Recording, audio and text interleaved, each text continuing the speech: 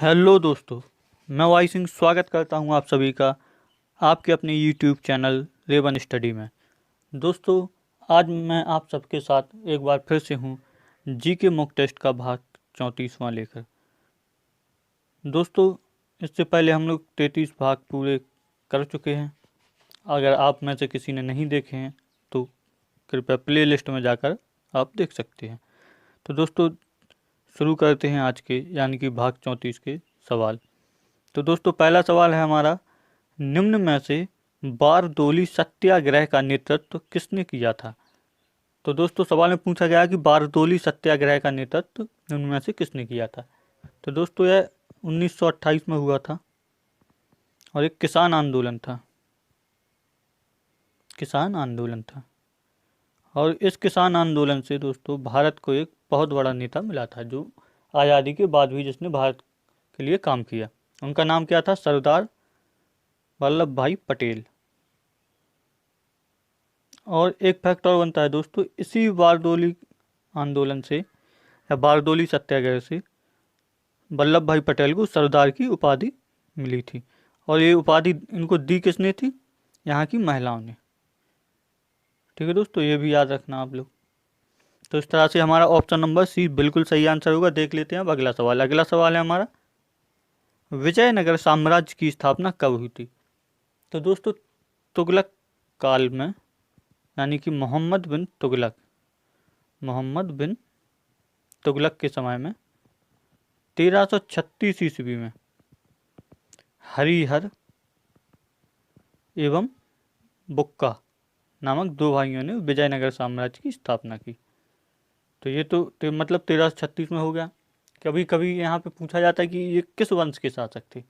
तो दोस्तों, इन्होंने अपने पिता के नाम यानी कि संगम, पिता के नाम पर ही वंश की स्थापना की, तो उसको क्या बोला गया? संगम वंश।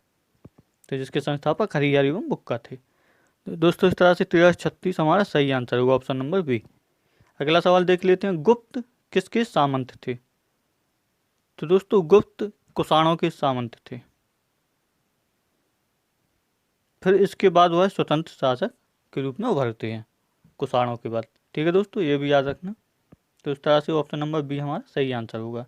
अगला सवाल देख लेते हैं, गंगा और ब्रह्मपुत्र की संयुक्त जलधारा किस नाम से जानी जाती है। मतलब हमसे पूछा गया है कि जो गंगा और ब्रह्मपुत्र की ये जो संयुक्त जलधारा जो ये वाली बन रही है, इसको किस नाम से जाना जाता है। तो दोस्तों, इसको बांग्लादेश में मेघना नदी के नाम से जाना जाता है। ये याद रखना दोस्तों, ठीक है, मेघना नदी। अच्छा, फिर एक अलग से कॉन्सेप्ट आता है, पद्मा किसको कहते हैं। दोस्तों, वो इस तरह से समझते हैं हम लोग, जैसे ये आ रही है गंगा नदी और ये आ रही है ब्रह्मपुत्र नदी। ठीक है दोस्तों, समझना। तो ये बांग्लादेश है, जैसे ये जो सर्किल बना है ये बांग्लादेश है हमारा। तो ये जो इतनी लंबी नदी है इसको पद्मा बोला गया है, और जब यहाँ से ये वाली स्टार्ट होगी तो ये मेघना हो जाएगी। ठीक है दोस्तों, तो इसका ऑप्शन नंबर बी हमारा सही आंसर होगा। देखते हैं अब अगला सवाल। अगला सवाल है हमारा, सलाल बांध निम्नलिखित में से किस नदी पर बना है। तो दोस्तों, ये जम्मू एंड कश्मीर में चिनाब नदी पर बना है। याद रखना, बांध परियोजना काफ़ी ज़्यादा पूछी जाती है सवाल में। ऑप्शन नंबर डी हमारा सही आंसर होगा। अगला सवाल देखते हैं, हमें रेडियो, टेलीविज़न, रडार तथा टेलीफोन की सुविधा किस मंडल से प्राप्त होती है। तो दोस्तों, पूछा गया है कि जो सैटेलाइट सिस्टम, मतलब जैसे रेडियो चलता है, टेलीविज़न चलता है, रडार, इन सब चीज़ों की सुविधा किस मंडल से प्राप्त होती है। सीधी सी बात है दोस्तों, ये कम्युनिकेशन सैटेलाइट कौन से मंडल में स्थापित की जाती हैं। तो दोस्तों, वो किया जाता है आयन मंडल में। ठीक है दोस्तों, तो इसका ऑप्शन नंबर डी हमारा सही आंसर होगा। दोस्तों, अब देख लेते हैं ये वायुमंडल की परतें। तो ये है, अगर आप लोग चाहें तो इनका स्क्रीनशॉट लेकर रख सकते हैं। ठीक है दोस्तों, सबसे शुरुआत होती है क्षोभ मंडल, समताप मंडल, मध्य मंडल, आयन मंडल। मतलब कहाँ पे है कम्युनिकेशन सैटेलाइट? यहाँ पे। फिर उसके बाद बहिर्मंडल या बाह्य मंडल। देख लेते हैं अगला सवाल। अगला सवाल है हमारा, आगा खां कप का संबंध निम्न में से किस खेल से? तो हमारे राष्ट्रीय खेल हॉकी से आगा खां कप संबंधित होता है। ऑप्शन नंबर ए सही आंसर होगा। देख लेते हैं अगला सवाल। संयुक्त राष्ट्र संघ द्वारा जैव विविधता वर्ष कब घोषित किया गया? तो दोस्तों संयुक्त राष्ट्र संघ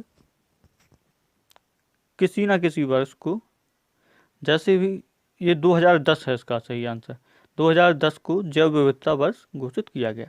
तो दोस्तों इसका मतलब क्या हुआ कि सन 2010 में जैव विविधता को प्रमोट करने के लिए संयुक्त राष्ट्र यानी कि यूएन ने इसको जैव विविधता वर्ष घोषित किया। तो दोस्तों किसी चीज़ को प्रमोट करने के लिए उसका वर्ष घोषित कर दिया जाता है। तो इस तरह से ऑप्शन नंबर सी हमारा सही आंसर होगा। देख लेते हैं अगला सवाल। अगला सवाल है हमारा, राष्ट्रीय पोषण संस्थान निम्न में से कहाँ पर स्थित है? पूछा गया हमसे राष्ट्रीय पोषण संस्थान का मुख्यालय कहाँ पे है? तो दोस्तों ये तेलंगाना में है यानी कि हैदराबाद। ठीक है, तो इस तरह से ऑप्शन नंबर डी हमारा सही आंसर होगा। देख लेते हैं अगला सवाल। अगला सवाल है, वे कार्बनिक पदार्थ क्या कहलाते हैं जो बहुत कम मात्रा में वृद्धि और विकास को नियंत्रित करते हैं? तो दोस्तों वो क्या है? हार्मोन। ठीक है दोस्तों, ऑप्शन नंबर सी हमारा सही आंसर होगा। अगला सवाल है, निम्न में से कौन सी खाद्यान्न फसल भारत के फसली क्षेत्र में सबसे बड़े हिस्से पर कब्जा करती है? एरिया पूछा गया है दोस्तों, बिल्कुल कंफ्यूज मत होना। तो इसका सही आंसर होगा, पूछा गया है कि सबसे ज़्यादा क्षेत्रफल में बोई जाने वाली फसल निम्न में से कौन सी है? तो ऑप्शन नंबर बी ज्वार और बाजरा। अगला सवाल देखते हैं, निम्नलिखित भारतीय राज्यों में से किसने 3 स्तरीय पंचायती राज व्यवस्था सबसे पहले अपनाई थी?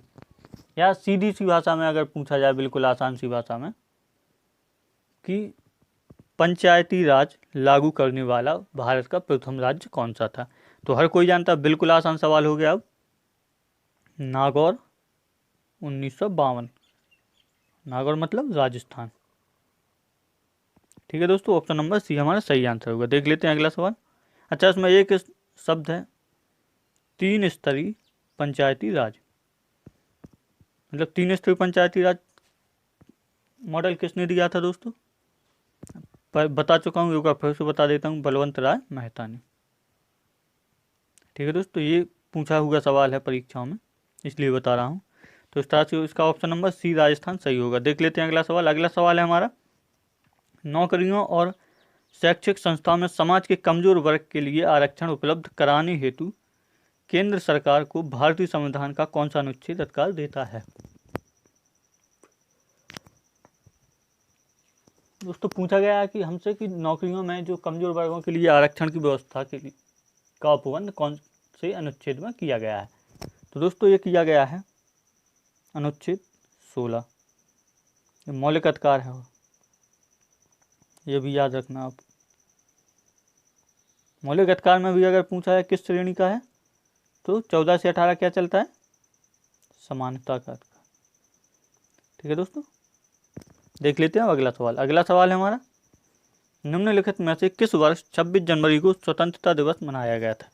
तो दोस्तों 26 जनवरी को स्वतंत्रता दिवस आज़ादी के पहले से ही मनाया गया है, इसीलिए थोड़ा सा इम्पोर्टेंट सवाल हो जाता है। और यही एक वजह थी कि 26 जनवरी को ही भारत का गणतंत्र दिवस घोषित किया गया था। तो इसका सही आंसर क्या होगा हमारा? ये दोस्तों लाहौर अधिवेशन, लाहौर में कांग्रेस का अधिवेशन हुआ था 1929 दिसंबर में। तो उसमें स्वाधीनता या स्वराज की मांग की गई थी, पूर्ण स्वराज, ये तो उसका फैक्ट हुआ। और इसी में तय किया गया था कि आने वाली 26 जनवरी को स्वाधीनता दिवस के रूप में मनाएंगे। तो वो 26 जनवरी यानी कि 26 जनवरी 1930। हाँ दोस्तों, एक फैक्ट और इसमें, लाहौर अधिवेशन की अध्यक्षता किसने की थी? तो पंडित नेहरू यानी कि जवाहरलाल नेहरू ने। ये भी याद रखना आप लोग।